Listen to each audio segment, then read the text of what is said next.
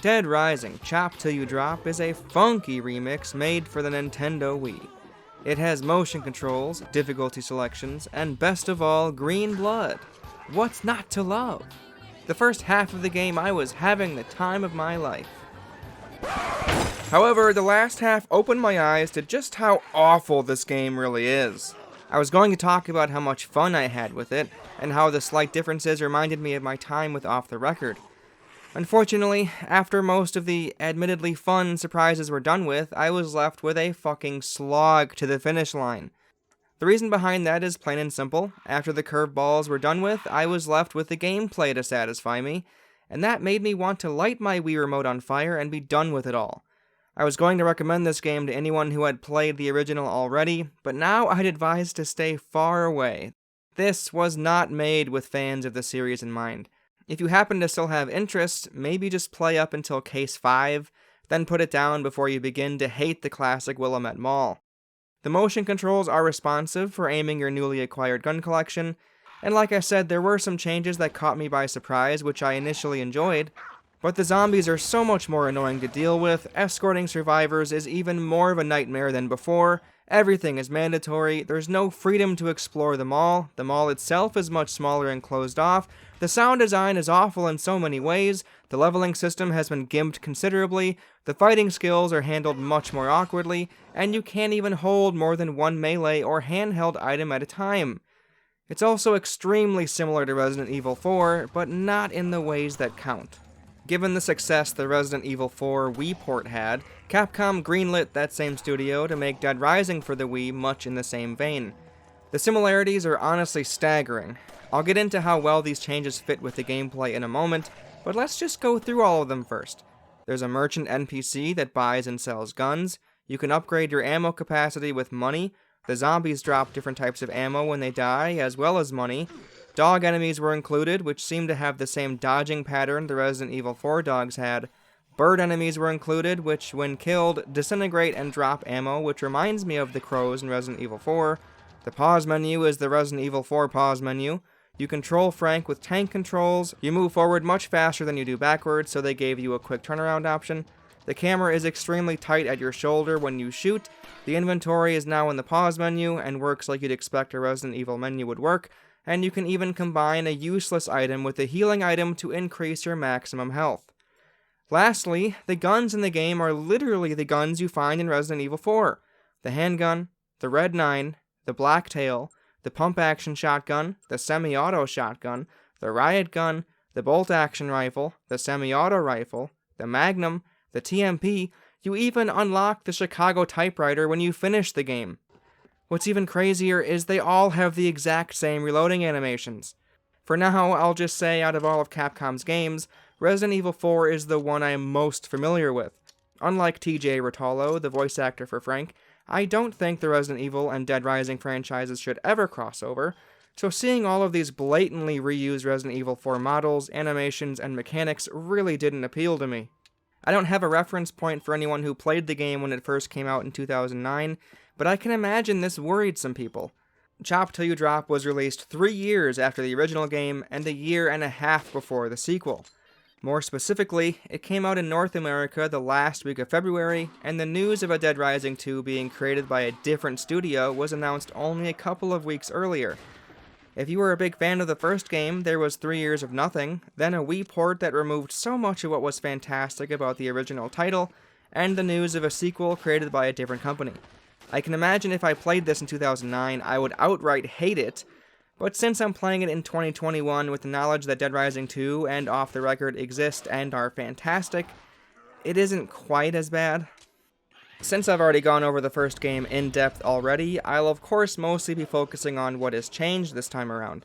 Reading an interview with one of the producers of the game soured me even more on Chop Till You Drop, as I had initially guessed that most of the changes I didn't like were simply due to the Wii being difficult to work with and a constrained development time. A lot of what I didn't like was intentional to appeal to a casual audience and apparently to try to improve on the gameplay?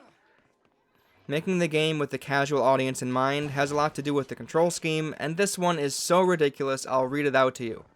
Quote, Last time with the Xbox 360 we had buttons and it was very complex.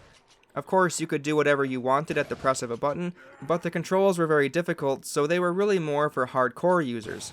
For casual gamers, we wanted it to be easier to understand and easier to use, so of course, even hardcore gamers will be able to point and do whatever they want to do very quickly, but this also makes it more accessible for the casual users. End quote. I have no idea what he's talking about. Other than aiming a gun, the original was far easier to use. Yeah, the skills were tricky to learn, but it's not like they made any progress on that front. Their solution was to take control away from you and make them all contextual actions. They are very inconsistent as a whole, and some of them confuse me to this day. I saw the football tackle prompt so many times, and I tell ya, I never knew what it was asking me to do, so I flailed the remote in hopes of it working. Sometimes it worked, sometimes it didn't. It was easier in the Carlito boss fight, but only because they changed the motion prompt into an A button press for whatever reason. Besides the skills, everything else has been dumbed down or removed entirely, so it's not like they figured out a genius control scheme that suits everybody. They just removed a chunk of the game. You can't jump unless you get a very specific button prompt in a few locations, meaning the vertical freedom that I spent so much time talking about in the first video is gone. Your inventory is now in the pause screen, but the only thing that fits in there are healing items and ranged weapons. If you want to heal, you'll open up the menu and select something, much like Resident Evil 4. If you want to swap your guns, you'll unfortunately need to use the quick select D-pad, which is awkward to use in tight spots. Assigning guns to the quick select menu is restricted for absolutely no reason, as so often I wanted to put my handgun on the much easier to reach down selection, but it forever stayed on the top selection. Not being allowed to carry more than one melee weapon at a time is beyond ridiculous, as they could have easily allowed you to stash one or two extra in your inventory. This affects other areas of the game more than you might think.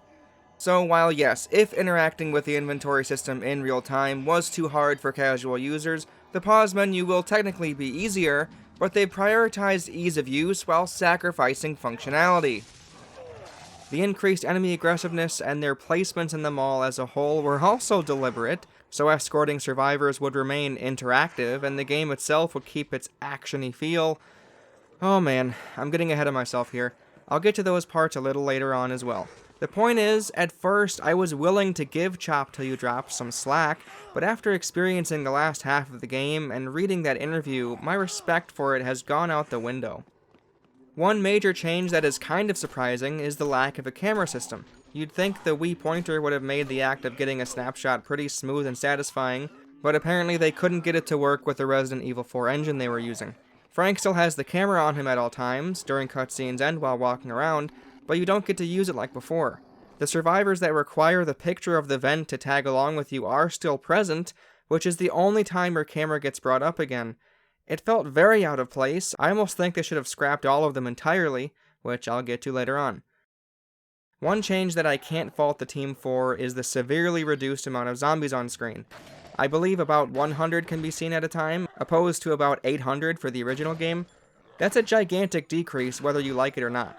I don't think this is inherently a bad thing. However, it seems they wanted to compensate for that fact by having the zombies respawn constantly. This was one of my least favorite things about Chop Till You Drop, which couples with a few other changes I'll get to later on. If you were escorting a survivor, even though you cleared out an area, once you turned around to keep on moving, zombies would sometimes respawn and begin attacking the survivor immediately. The game doesn't even try to be subtle with it. You can see plain as day them respawning when you shoot a few down. This may have been done so you can always have zombies around to kill so you can nab ammo or money, or it was done to keep up the facade, to pretend that the mall is just as populated with zombies as it was in the original game. I'd like to believe it's the former, but my heart tells me it's the latter. I would have had much more fun with the act of shooting down zombies with the motion controls if it actually meant clearing out an area. Watching them fall down only for another one to spawn in nearly the exact same spot made it all seem pointless. I believe it's tied to how close you are to the spot the zombies are standing, meaning you might run closer to the group of zombies just so they aren't allowed to respawn again, defeating the purpose of long-range guns.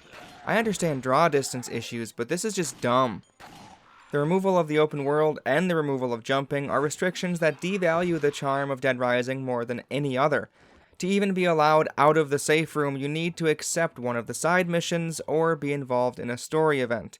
Otis is now your babysitter, meaning you'll have to ask permission from him to explore them all. The many rescuable survivors that were optional in the original game are now essentially mandatory to continue with the story. Call it a more structured and linear progression if you want, it just felt like padding after a while, especially with a few very specific missions. At least it was a somewhat clever way to hide the removal of the time limit gimmick while keeping the pacing on track. Since the story cutscenes play out the same way and still reference the in-game time, there being some side missions sprinkled in those gaps helped keep the illusion that time is passing normally. While you go, you can see day turn to sunset, then into night, then back into day. There were definitely times where it felt pretty awkward though. When the story called for Frank to be on the lookout for Isabella, Otis told me not to worry about it. He'll check the cameras while I continue to rescue survivors. After you accept the missions from Otis, you get to either walk your way to the location of the survivor or boss fight, or take a shortcut. This was definitely put in to streamline the game, and I didn't use it much. Greg, who normally just shows you the Wonderland Plaza bathroom shortcut, now utilizes the maintenance tunnels and other bathrooms, I think, to teleport you to the correct destination. It does cost money, so thankfully there is a clear incentive to not use it. However, you might take him up on his offer once you see how dumbed down the exploratory aspects of the gameplay were. Instead of being able to travel freely through any area, there are now roped off sections that you aren't allowed to access. Most of these are placed in a way where there's only one path forward. Initially, I was going to defend this decision, citing the severely reduced amount of zombies on screen at a time, thinking that this was a clever way to make sure those fewer zombies were still a nuisance. Since the draw distance is god-awful anyway, it's not like they couldn't have kept the entire mall open and free while spawning an infinite amount of zombies in for you at a moment's notice. I praised the original for not having invisible walls like so many games of the time had, but we're back to square one, I guess. There are a few of them that are just inexcusable, like forcing you to go around or over the fountain in North Plaza instead of walking over this fucking rope. The same thing happens in Paradise Plaza. There are so many of those roadblocks, you have to go a very specific path, even though the door to the warehouse is right there. All of this is worse since you can jump over a counter in certain areas if you get a button prompt to. Jumping, like I said, is gone from your moveset. My guess is they were in too deep with the Resident Evil 4 engine, meaning the addition of jumping whenever you'd like would have required them to do a lot of extra work they didn't have time to do. They've kept the katana in Paradise Plaza by hopping over the barrier onto the awning, and you can also jump down from the second story in certain plazas, but being relegated to a specific button prompt in set locations obviously doesn't come close to the freedom the original game had. One way the developers were able to kind of capture a small part of the Dead Rising charm came from their placement and continued utility of a few select items. There are far less items in the game as a whole, but the ones you'll see all around aren't bad. I'm genuinely shocked they decided to keep in the excavator, but more specifically, the skateboards, umbrellas, and shopping carts were quite the welcome surprise to see. This ties into one of my biggest regrets when looking back at my Dead Rising critique, as I didn't put the pieces together to use what the game was obviously encouraging.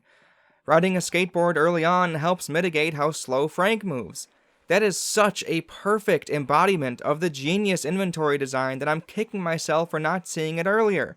The books are of course a definite trade-off between an inventory space for food or weapons and a buff of some kind. The skateboard is the exact same thing, but with faster movement speed. It's remarkable how so much of Dead Rising connects with the premise: use anything and everything to survive a zombie outbreak. Being faster can absolutely be a huge advantage, but it is a trade-off, which makes it interesting. Anyway, enough about what I could have said in the first video.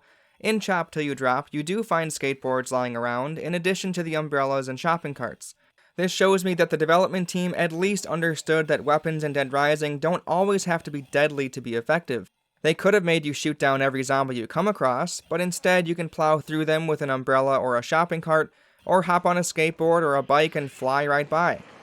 However, the one melee or handheld weapon at a time restriction makes the skateboard essentially useless in the late game, as of course I'm not dropping a mini chainsaw just to go moderately faster. It's mind-boggling how this restriction made its way into the game, since you can definitely go into your inventory and equip guns to the D-pad, so it obviously was feasible to keep extra melee weapons in your inventory as a backup. Thankfully, the shopping carts and umbrellas don't cause you to drop anything, so I was able to still use those to plow through zombies while holding onto my chainsaw. Speaking of those damned zombies, they are so much more aggressive this time around. Zombies will grab you every step of the way, and so many of them will outright chase after you in a dead sprint. I truly don't understand the logic of coming from Resident Evil 4 to Dead Rising, and thinking the game with many more enemies on screen needed those enemies to be faster? It's now basically impossible to weave in and out of zombie hordes, as you will get grabbed, smacked, and ran after every step of the way. The other types of enemies get annoying pretty quickly as well. The parrot that drops grenades is completely ridiculous as a concept in the first place, but it also seems like a flying enemy shoehorned in for the sole purpose of shooting a small target in the air. Seeing the dog enemy for the first time was initially a huge surprise, so much so that I'm fairly certain I screamed in excitement. That was Madonna, after all, the poodle that caused this outbreak in the mall to begin with. However, I took a look at the trailer for Chop Till You Drop, and of course they spoiled that surprise. That's not the only one they spoiled either. So I do love that this enemy relates to something players have seen before, but it also respawns every time you come back, and there are many of the same dog in the same area. This doesn't bother me as much as it could, since the zombies respawn as well, the mall isn't laid out in a way that is believable anymore anyway, and parrots drop grenades. In isolation, seeing Madonna hundreds of times certainly makes the experience feel more arcadey and gamey, kind of like the convicts in the original game. No, maybe not that. Maybe it would be like if you killed Joe, for example, right? But she kept respawning, and there were multiple of the same Joes in the same area. Oh my god! If I've done my editing correctly, this will be the first time you're seeing this zombified Joe. I thought Madonna was the most this game had to offer, but I will admit, seeing Joe as a tougher zombie enemy was such a fun moment. The trailer for the game ruined the surprise for anyone who saw it before playing, but there are still some more zombified bosses. If you haven't played Chop Till You Drop before, but have played the original game, I want you to think of any other psychopath that you think might get this zombie enemy treatment. It's not the Hall family. It's not Adam the Clown. It's not Cletus. Next up, we have Kent. This one, even though it shocked me initially, makes perfect sense in hindsight. Since there's no camera, you would need to scrap the first 2 scoops with him, which ruins him as a character anyway, so turning him into a zombie is fine. He has a flying kick, much like he did as a boss fight in the original game, and he throws grenades at you. That's fine, but he drops Molotovs for you to use after you kill him. Doesn't make any sense. Alright, we have one more zombified boss enemy. Last chance to submit your answers. Last up, we have Cliff. I initially thought the reasoning behind this was to close off the garden center and to cut down on a big group of hostages to rescue. Well, you can still go into the garden center for some reason, and the Shawn fight still has 5 survivors, so this one was confusing. Maybe they didn't want to show the mutilated bodies strung up in his boss arena. He has this fucking terrifying charge attack that is incredibly hard to avoid. It feels like he can just charge at you for an eternity with this thing. It's genuinely scary. When you take him down, you get a katana, even though he uses machetes. Doesn't make any sense. All of these enemies are great, not only for their initial shock value reveal, but they also offer a different type of enemy to shoot at while you go. Of course, they share the same Madonna issue where you'll see them dozens of times throughout the mall. They all seem to have definite spawn points, but the game attempts to vary it up a bit, so it switches out when some will appear and others won't. I haven't come across a time when both Cliff and Joe were in the same area at the same time. I'm thankful for that fact, actually, as the amount of aggressive enemies attacking you at once is already ridiculous. The dogs and birds are the fucking worst. However, their tandem together is actually kind of clever. If the zombies represent hostiles in the middle of your screen, then the birds represent the top and the dogs represent the bottom. Since neither of the 2 animals can be damaged easily with melee weapons, they're essentially target practice with your guns, one where you need to aim high and one where you need to aim low, both of which opens you up for attacks from the middle and behind. It is a clever way to take advantage of the full motion control aspect of aiming, but it's still annoying as shit. The sheer amount of dogs and grenade birds astounded me. I sincerely don't understand what the development team were thinking when they added so many in each area. Since these guys don't respawn immediately, it's definitely better to slow down and take them out, especially when escorting survivors. Joe and Cliff do an insane amount of melee damage, Kent throws grenades at you, and after a while the raincoat guys start stabbing you. All of this, combined with how aggressive the zombies are, can often result in a chaotic mess. I don't fault the enemy design entirely, I think some of it has to do with the up-close camera angle. This super tight FOV works well with Resident Evil 4, since enemies don't respawn out of the blue, there were less of them in total, and it's a slower paced shooter in the first place. Having enemies spawn and run at you from behind while you're aiming gets really annoying, as does having to find the fucking bird that keeps dropping grenades on you. It's really hard to keep track of all the enemies around you, and unfortunately the sound design doesn't help the situation, as it's mixed in such a way where it's impossible to hear when zombies are close or not. It seems that if there are any enemies present in the area, you'll hear their sound effects at the same volume regardless of their proximity. A good example is the time Cliff was in the elevator for some reason, and I could hear his machete as if he was standing right beside me. The zombies are far more annoying with this issue, as even when there aren't any close by, it sounds like they could be closing in right behind me.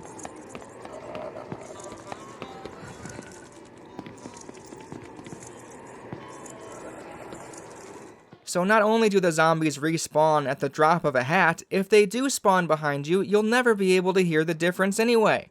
It's just awful. Even though I initially did like a few of the enemy additions, overall the combination of the dogs, parrots, super aggressive respawning zombies, raincoat cultists, and zombified bosses were too much to handle at times with the super zoomed in camera angle, the long Resident Evil 4 reload animations, the lack of multiple melee weapons, and the poor sound mixing. Speaking of the poor sound design, the atmosphere of the mall has completely evaporated, as the mall music will play all the time, even when you're outdoors and in the safe room.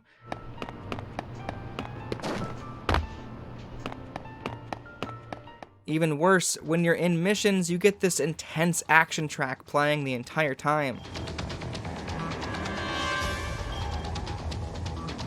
A monumental letdown for anyone who appreciated the simple and relaxing ambience of the mall. But you know, you gotta make it seem much more like an action game, right? For the non-zombified boss fights, most play out the same way, but there are some differences. The first Carlito fight is now in a makeshift flat arena in the food court, since you can't climb or jump up to fight him on the walkways. I don't understand the rules of when it happens or not, but the prompt for the football tackles is what I spammed on my first go-around. The Cletus encounter is framed in a weird way. Otis tells you need to get his help so you can all buy weapons to fight off zombies with, even though you're the only one this benefits. This fight feels completely different with the addition of the Resident Evil 4 guns. I definitely don't think it turned him into a more interesting boss fight or anything, but he is much easier. He does have a new phase once he gets to half health, where he hops over the counter so you can dodge his charge attack. Afterwards, another complete surprise, you get to save him. He becomes the merchant that you buy guns from. His shop system is kind of weird, but I'll get to that later on. The second Carlito boss fight is a little more interesting now that you have your own sniper rifle to fire back at him. The Hall family is similar, but I did go up to them to see if anything was different. They get tired and slow down, which makes them easier to catch for melee attacks. I don't think this was necessary, since the use of guns is far more encouraged than the use of melee weapons in this version. This version of the fight also includes some new music, and it's not bad.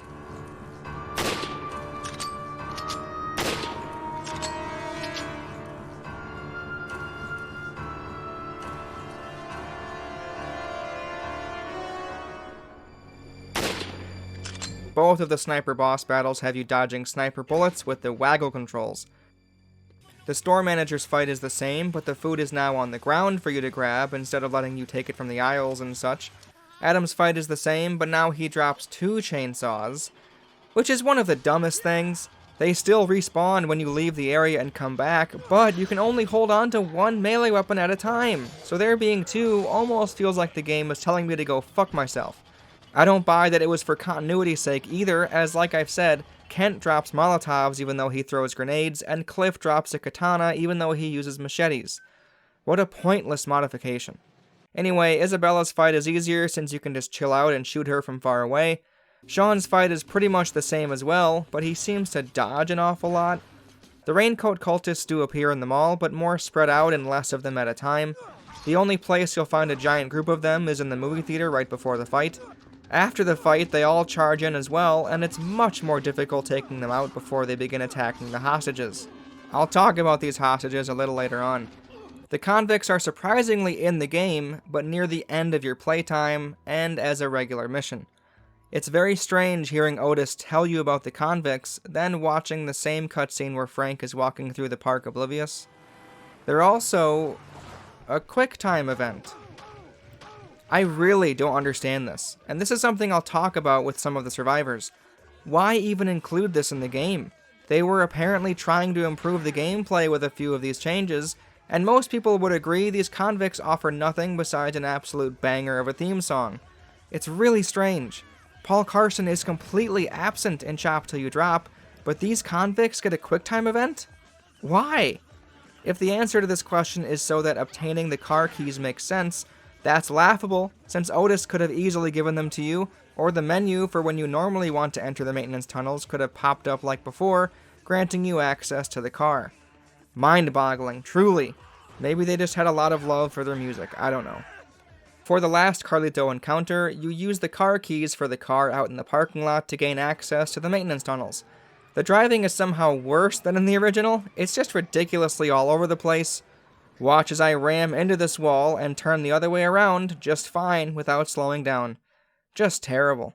Finding the bombs is still the goal, but you only find 4 of them. Carlito apparently steals the 5th bomb, and that's when you chase him and ram into him with your car. There's a motion control dodging mechanic in this fight too. It's bad. Larry plays out basically the same way, but it is much easier with guns. A real quick side note, I would like to, once again, show you a bit of trivia I found on the Dead Rising fandom page about Larry. Just incredible. The only mandatory boss fight that has a culinary background. He's also the first boss to attempt to sell something to the player. Fucking amazing work, guys. Finally, we have Brock. It can't be overstated how terrible this fight is. It's button prompts the whole way down, but it never seemed clear when they would show up or not, much like the problem with the Carlito fight, but so much worse as that's the only way to damage him. Even though you have your guns with you, firing a magnum into his face doesn't do any damage. I stumbled my way through, randomly pressing A or B at the right times, awkwardly turning around in this extremely tiny arena, and fighting my way out of chokeholds by giving the remote a good ol' waggle. The final blow is a button prompt for the disembowel, even though that's not the usual button prompt for it, which made me miss it the first couple of times. Even though Brock's fight is the exception, the boss fights as a whole are far more boring this time around since you have guns with plenty of ammo. The shop run by Cletus functions kind of like the Resident Evil 4 merchant, meaning you can buy new guns he has for sale, and sell your old ones for a lower price.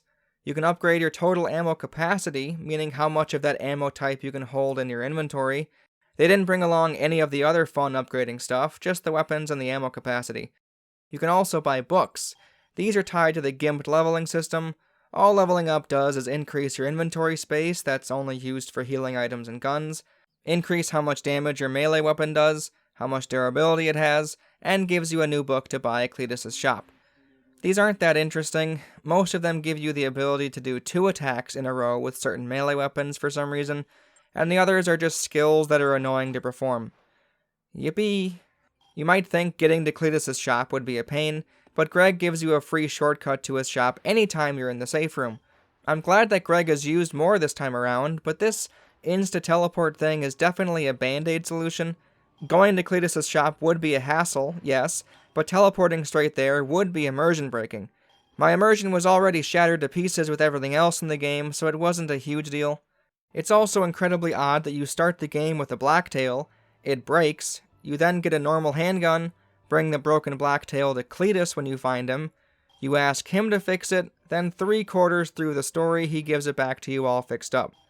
I figured there would be something I would have to do to help him fix it, but nah, I just can't use it for most of the game. Gotcha.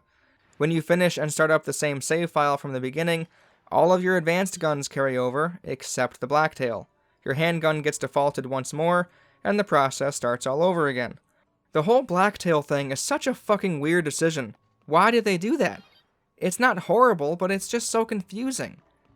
Another similarly baffling minor alteration was the fact that you can't access the warehouse door right away. You eventually get a key for it, more than halfway into the game. What were they thinking with this? How does this improve on the experience? Otis just gives it to you. It isn't some reward for some kind of extra quest in the game. It's just you can't access it until we decide. Here you go. Here's the keys. What the fuck? What's the point? What is the point of this? It's just like the chainsaws. What is the point of changing this? The survivors have been turned into mandatory missions which need to be completed before accessing the next bit of story. There's a very Capcom gamey feel to them, which ranks you on zombies killed, if you were damaged, and how long you took, grading in a letter format, the highest being S. As a whole, escorting survivors is so much worse this time around, which is something I didn't think was possible, but lo and behold, here it is. Most of it has to do with the zombie respawning issue, where it's not possible to clear out even 20 feet without them coming back to make the area unsafe. What's worse, the survivors themselves sometimes just won't fucking move. So many times I had to go back and see what was going on. Oh look, there's a zombie. Yeah, come on now, keep going. Oh look, literally nothing is near you. Why aren't you moving? With one survivor at a time, it wasn't terrible, but add literally one more to the mix and all hell breaks loose. You don't have the option to carry any, or hold their hand, or drape them over your shoulder at all, so even the really slow ones, well, you gotta wait for them to move. Even though I didn't do this in the first video, I will for Chop Till You Drop. I'll go through a few of them specifically so you can see the changes. For the guy who wants food, he takes you to the second floor of Paradise Plaza and won't go with you until you give him a well-done steak. I initially thought this was a way to encourage you to use the burners and the saute pan, but it gives you a well-done steak for free on the table and on the counter, so you were just supposed to grab it and hand it over. What's the point? What does this add to the experience? Simone is handled super awkwardly. In the original, she would only go with you if you had done the story, so you could tell her about Isabella possibly knowing how to stop the zombie infection. This time, she shoos you away like before, so you then follow the guide arrow at the top and go back through the load screen into the back room. Then you hear her scream. Then you follow the guide arrow, going back into the loading screen once more. Then you save her from a zombie. This is awful, and is just a pointless waste of time. The guy behind the boxes is now behind a single huge box that requires you to push, much like the pushing mechanics of Resident Evil 4. There's a few groups of survivors that really didn't need to be included, since their requirements don't even exist as a gameplay mechanic anymore. The two Japanese tourists who normally can't understand Frank without the Japanese language book in your inventory still exist, and still require the book as a piece of the puzzle, even though the skill books are relegated to a passive upgrade and are otherwise removed as an item to hold on to. This is really stupid. If their intention was to make this a game where casual audiences would be able to complete it, how does including this mission, with the tourists located in a different store altogether, make sense? Yeah, you get a prompt to find a book, but this is the only book in the entire game. It's entirely out of place, and it doesn't make any sense at all. Again, these survivor missions are mandatory, so a player would need to do this to complete the game. For the survivors who hole up in Cletus's gun shop, they still exist too, so not only does it not make any sense that they would be here in this version, since Cletus is running the shop permanently and is still there after this side mission takes place, this group still requires the player to take a picture of the air duct vent. The camera system was removed, meaning it's impossible to get the picture beforehand. This means you'll walk all the way to North Plaza, deal with these assholes shooting at you, who can't be damaged of course, walk all the way back to the air duct to press a button prompt for the otherwise removed camera to function as the solution to the puzzle, walk all the way back, then escort these three fuckers all the way back to the safe room. The developers thought that this was somehow a good mission to keep in the game. Not only that, but this was something that was mandatory to see the ending? I sincerely, with all my heart, mean it when I say this. What the fuck were they thinking? It doesn't make any sense in two entirely different ways, and it's another escort mission with 3 survivors, meaning it's a fucking chore. Remove it. Get rid of it. This should have been the very first encounter removed once the Cletus gun shop was implemented. This should have been the second encounter removed once they couldn't get the camera to work. This, more than anything else, really felt like they were padding the game's length. Both of those two groups of survivors are cool in the original game because they work with an interesting gameplay mechanic: the photography and skill books. Neither exist, so they're both just awkward and out of place. Sean's hostages feel like blatant padding as well. I like Sean. The Raincoat Cultists are so synonymous with Dead Rising and the Willamette Mall that I do think they should have been included, but there's really no reason why all 5 of these hostages needed to be in the game. I figured the Joe fight was removed since she had 4 hostages, but evidently not? You can't take all 5, of course, because fuck me, right?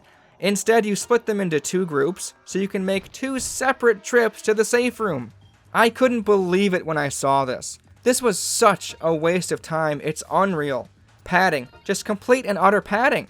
All they had to do was have 3 dead hostages in the chairs. There you go. Now you only have 2 survivors to rescue. I don't understand what they were thinking with all of this. Truly, I don't. Speaking of nonsensically including things for the sake of carrying them over, they kept in the 2 mutinies. Having to bring Ronald more food so he'll stay is utterly pointless, since the food in the safe room respawns. And now that there's a load screen between the safe room hub and the rooms the survivors are kept in, it's just a pointless exercise in time wasting. For the story, as far as I could tell, it's exactly the same. The cutscenes were one of the few things they brought over without changing a thing. It's a shame, since that was one of the ways Off the Record delighted me.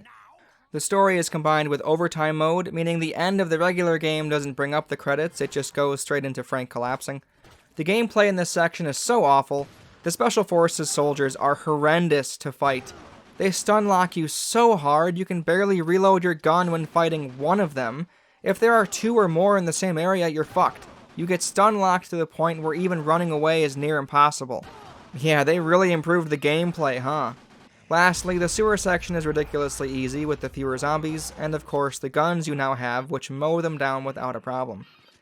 But wait, there's more. They also added some mini-games to play after you completed the story. I haven't done all of them, because for the most part they're not very fun. You have a goal, a selection of items, and then you try to kill zombies or accomplish the task as fast as you can. The only one I kind of liked was the bike racing one, where mall cops chase you in a dead sprint while you weave your way through the barriers, and eventually into the finish line of the mall entrance. There's one where the zombies are giant for some reason, and they even have the Joe boss fight. Well, it's the survivors in this version of the game being attacked by the zombified Joe, so it's just a little spoof of the original fight. How fun. It's wild because I think if these minigames were present in the original game, with all of the controls and mechanics of that version, it might have been an okay time. The melee weapon restriction, poor control scheme, uptight camera angle, and emphasis on guns just doesn't work with these goofy missions. This is it, friends. The last Dead Rising I'll cover on this channel, unless we get a Dead Rising 5. I really did love it in the first 4 or so hours. I was having a genuinely good time, but my goodness, it was inescapable. No matter how many surprises you cram in, the core gameplay loop is always there, and even though I tried to make the best of it, it wore me down. I do like the idea of zombified bosses, though. They would have been a good fit in the original to show what happened to them if you messed up the story or missed their encounter. That and Madonna as a zombie dog were the only 2 somewhat clever additions in an otherwise stale and forgettable game. No amount of green blood could fix what was a very drawn-out and stagnated mess of a remake.